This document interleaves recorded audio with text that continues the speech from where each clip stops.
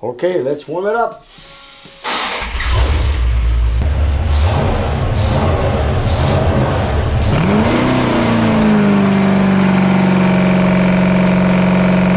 And there you have it, full 46 pack. It's a great little engine.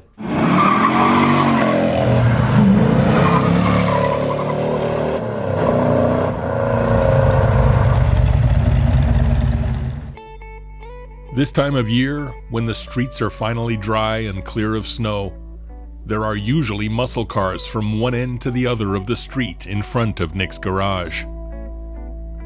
But not this year.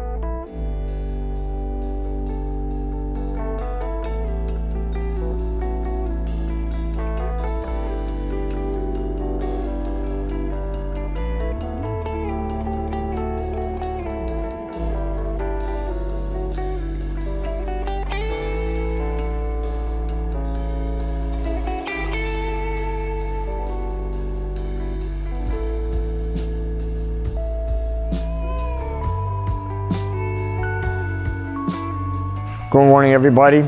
Here we are at the shop. I'm just in here with just Vasily and I working on projects, and of course no one is here, and it's very it's odd for a Saturday that there's not one single person in my shop here. Anyways, we're just gonna get started. I just wanted to show you guys that this is how we control our what you call staying away from people, of course, within except for my camera guy George and myself, because we have social distance. So let's take a walk in the dining room. I'm going to show you guys what I've got. I got Vasily here putting on the studs on the new strange axles that belong to the Dart, because we put another rear end on it, and Vasily's pressing on the studs, and then after that we're going to put the green bearings on it. So this is the car that belongs to Robert. We're going to finish it off this afternoon or maybe next week. But anyways, Vasily, take your time, there's no rush. And good luck with it, okay? If you need any help, give me a call. Vasily, put on your glasses, okay? Put on your glasses. Okay, here we are. This is a typical full 46 pack. Of course, it belongs to Ron, I believe it's Matheson, Ontario. Of course, he asked me to build it like a test mule engine, just like my 440, my Kowalski Challenger. All we've done to this was a porting job on the cast iron heads that came with the engine. And of course, we put a little tricky cam, hydraulic flat tappet with the original stamped steel rockers. We wanted to keep it simple. Of course, he has power brakes. We wanted vacuum for power brakes. He was looking for over 500 feet of torque and 450 horsepower. Well, you know what? It's kind of pushing it on a basically stock engine.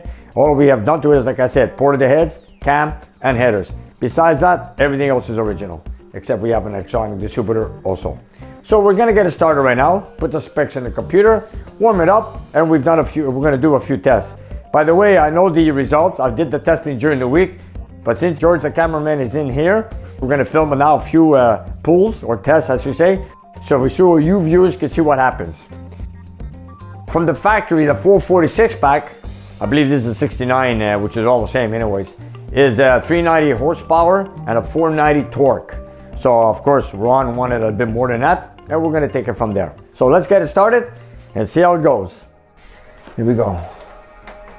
Yeah, it's weird, you know, look, it's a Saturday and there's no one here. You know what, we have to control this virus going on around here, so let's avoid all the crowds as much as possible. I wish Ron, my customer, could be here, but again, we don't want no one around. We have nothing against Ron, of course. It's just that we have to keep our distance with everything. And this is not a joking matter. So what you guys, since no one could come here, we're gonna put it on video for YouTube for you viewers to watch. And of course for you too, Ron.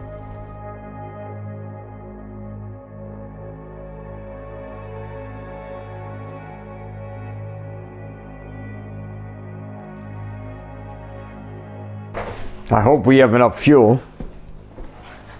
Let's see. Because I've been doing the test during the week. Let's warm it up. Maybe we can make one test. Okay, let's put the specs in. Enter in the bore. It's a 4.350, but it's a 30 over bore. It's a 3.75 stroke, 5500 max RPM, 3000 starting point. So we are good. Put the O2 sensor on.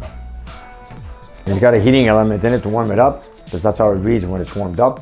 As soon as it's going to be on air fuel ratio number 1, I believe it is. It's going to click on right now. Watch, it's going to show up right here in a minute, in a few seconds, I should say. There it is.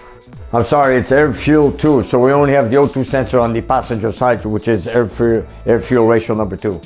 I'll put my power on, battery charger's on, we put our water line on, like so.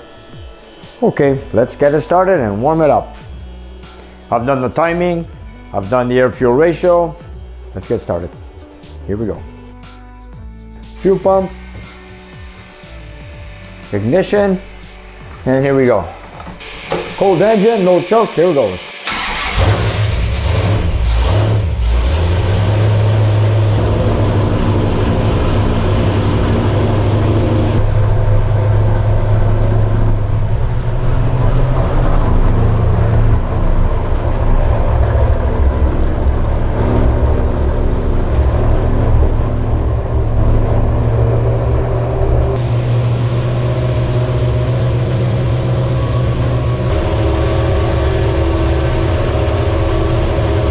In case you're wondering, that little flash on the intake manifold is not a spark or an active fuel leak. It's just a little puddle of gas from an earlier leak. It looks so bright because of the video lights.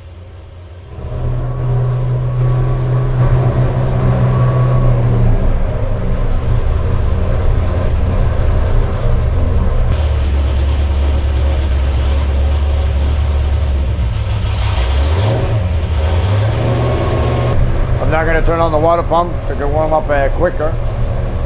Water pressure is good. We got good vacuum. Fuel number 2 is not occupied, but we're using a single fuel feed for the 6-pack on one fuel line, which is fuel number 1. Number 2, it's in red. That's because it's blocked off, not getting used.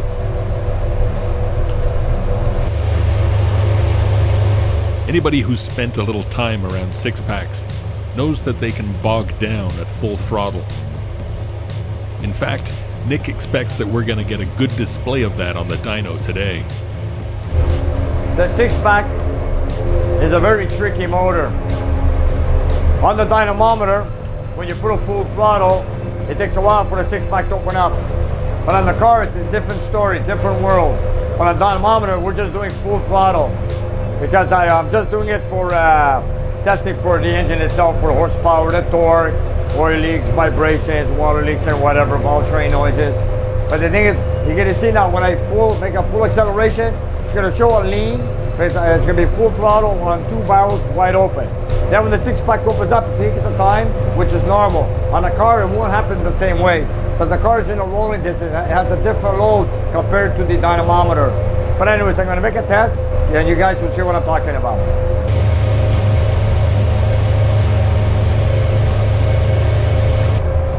Oh my God, yeah, you can feel the vibrations in the wall.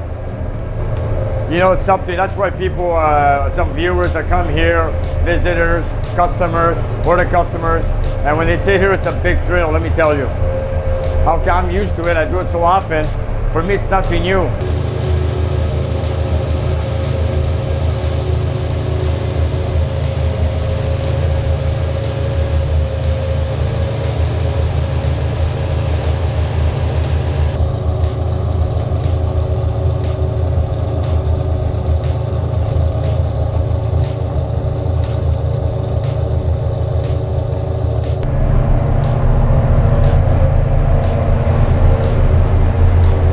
Let's put the water pump on.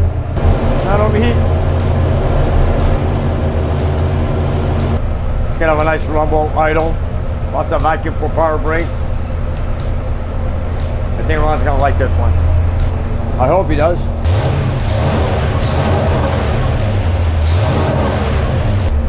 Okay.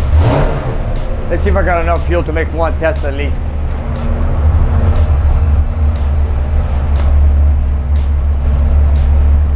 Yep, you got enough fuel for one test. Okay, here we go. Oil pressure is good. Motor's up there.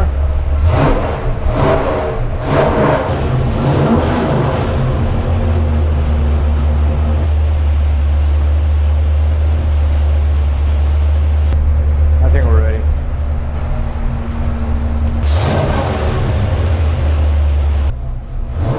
Here we go. I want to see how that 6-pack's going to open up.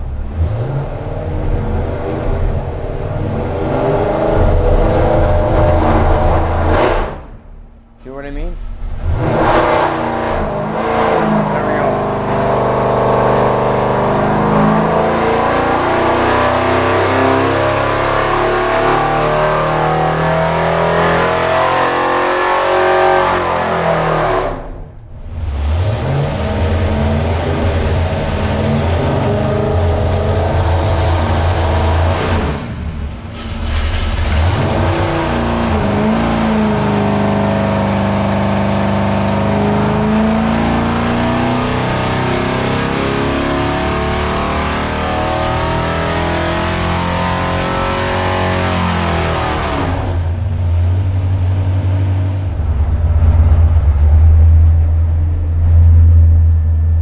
That's our first test. That's our first test. We're going to go back and make another one in a minute.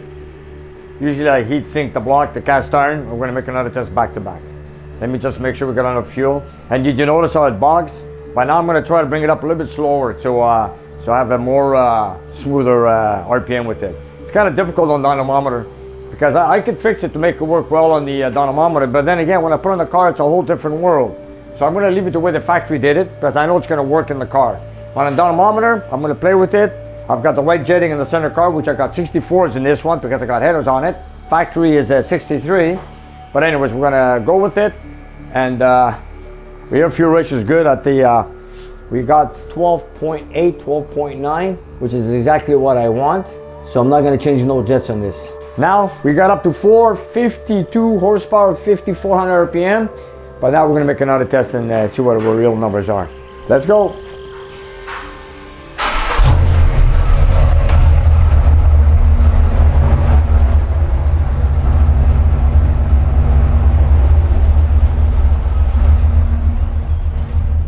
I'm going to try to take it up on a slower RPM so I can have the 6-pack opening up much smoother if we can. Here we go. I'm going to try it.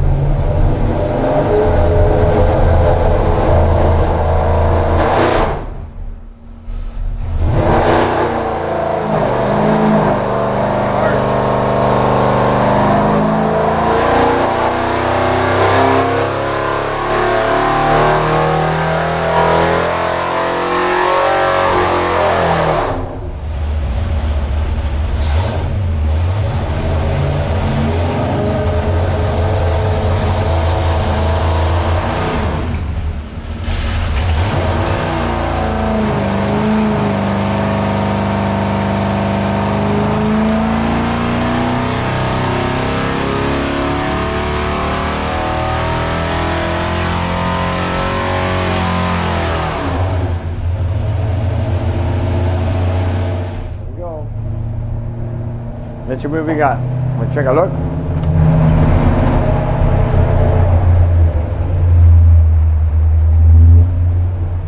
Let's see what we got.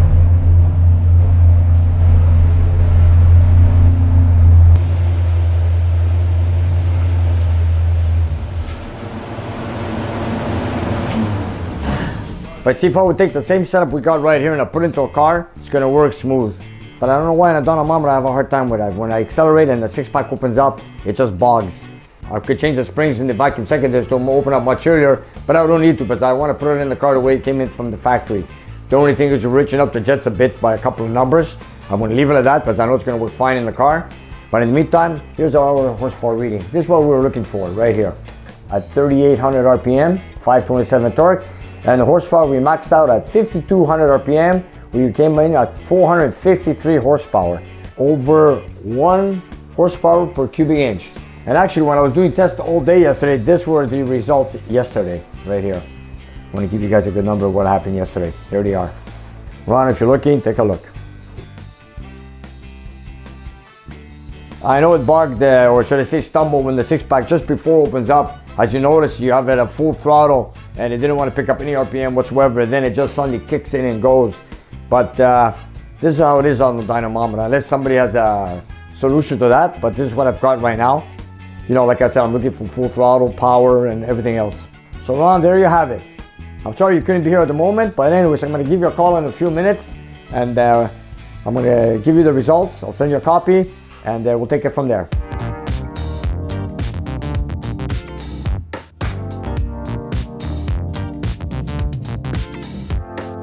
You know, we've done a few tests yesterday. We did about over 10 tests, and we ended up with a little oil leak on the rear seal, like so, right there.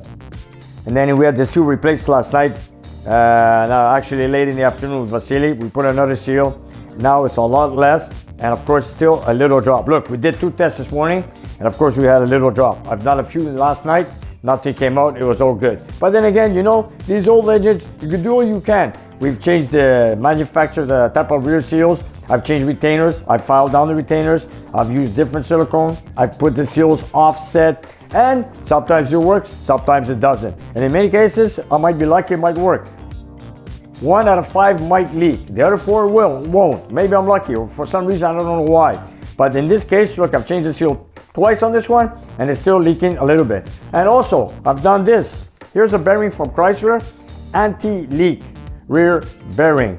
For an example, look at this, it's got grooves, just like on a 360 groove bearing. I've had this over 30 years ago. I never opened the package, I've had it. It's a sample. I just copy it every time I put a rear main bearing on a big block Mopar. I've done the same modifications on this rear main bearing on most of my engines, or should I say on all of them. I still have the same thing. So no matter what you do, sometimes you're just not lucky. So why did Chrysler invent this? You tell me. Why? Because you know what? Nothing's 100% proof when you got a 2-piece seal. You know, today they invented the 1-piece seal that's preventing oil leaks for almost 100%. These engines are old, they're 2-piece, you do the best you can. You cannot guarantee that forever. It's hard, you do the best you can. And if it still leaks, what do you want to do? So, what do I have to say is that it is what it is. So, Nick decides to wipe up that single drop of oil and keep moving. But he's not prepared to turn his back on the other problem the engine's having: bogging under acceleration.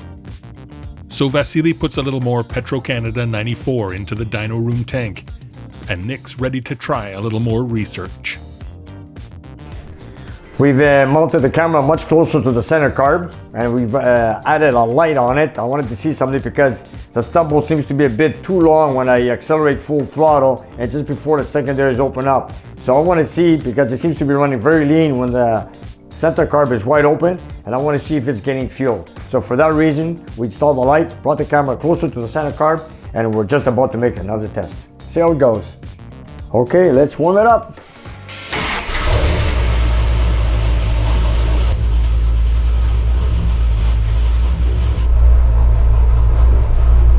Here we go. I want to see if it's going to make a big stumble like it did before. And of course, when you have full throttle and you see it backfiring, that's because it's running very lean. And then again, when it's in the street car, it doesn't do it that same way. Anyways, we're going to try it on the dynamometer to see if it works. Here we go.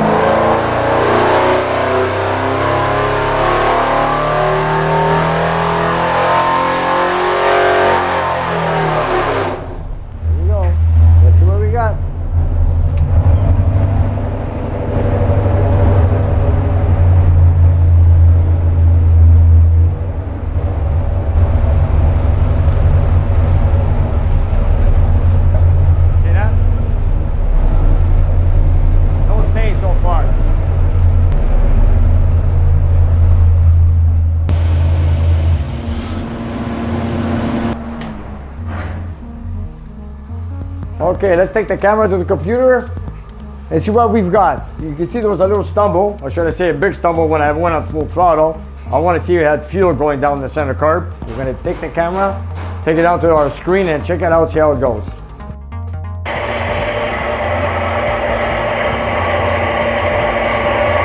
Bird's eye view.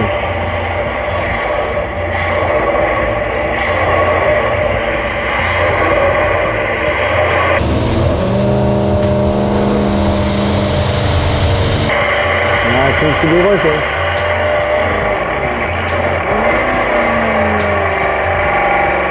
Okay, I see a problem. I see a problem. I see the fuel on the driver's side is less than the one on the passenger side. If I'm looking at it clearly. Wow, that's strange. Let's take a look at it again. Here we go.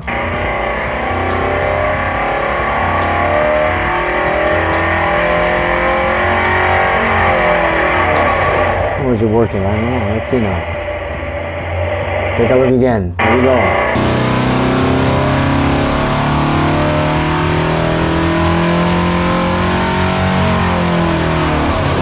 Well, it's got fuel coming through the ventures. I'm going to go one step before that, when I pull the handle.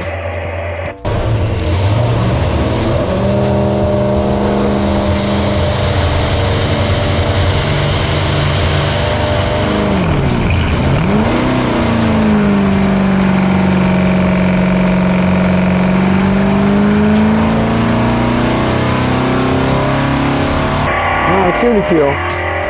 It's okay. Looks right. I just want to make sure the ventures had fuel coming through, which is supplied by a power valve and the jets. But it's there. It's good. All right. Let's go back to testing. Looks okay. Good stuff.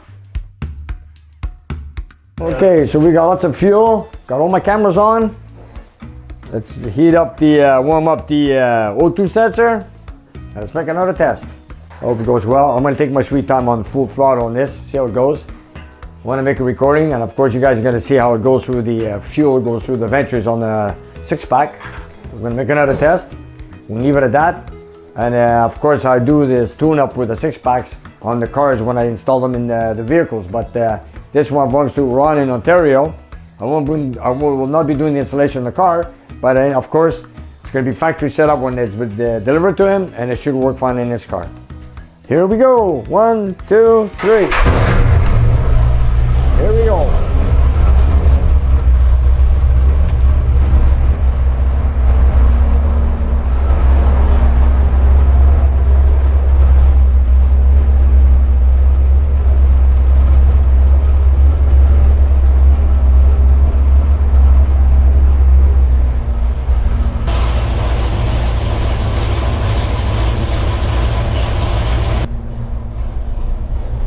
Let's go at it. I'm going to take my sweet time on it.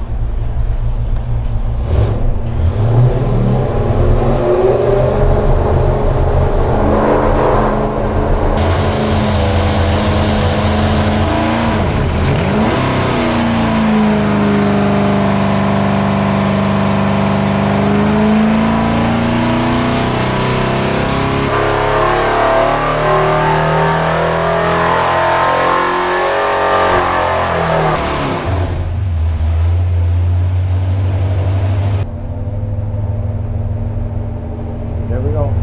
Seems to stumble a little bit, but you know what? It is what it is. That's the nature of the beast.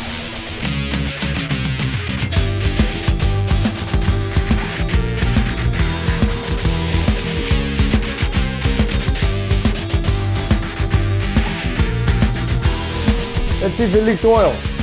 Look at that. See, now we've done a few tests, it didn't leak oil. Sometimes you might have a drop, sometimes it won't. But anyway, so far so good. I just hope it doesn't leak any further than that. So here we got a horsepower. Is what, 450, 455. We got what we wanted, just a little bit over 1 horsepower per cubic inch. So Ron, I think you're gonna be happy because we got what, 525, 530 torque. Oh, it's gonna be a torque monster on this car, let me tell you. For the B body that he's got, I believe it's a 1969, it's gonna be great. I had Dyno rebuilt the carburetors for me down in near Oshawa, Ontario. Did a great job. Air fuel ratio is good. We just got the idle, oil pressure is good. Everything seems good. No rocker noises, no oil leaks, except for a slight little oil leak in the back. Come and go, I don't know, that's the best I could do. I've replaced it twice already. I'm not gonna go any further with it. It is what it is, and that's the nature of the beast.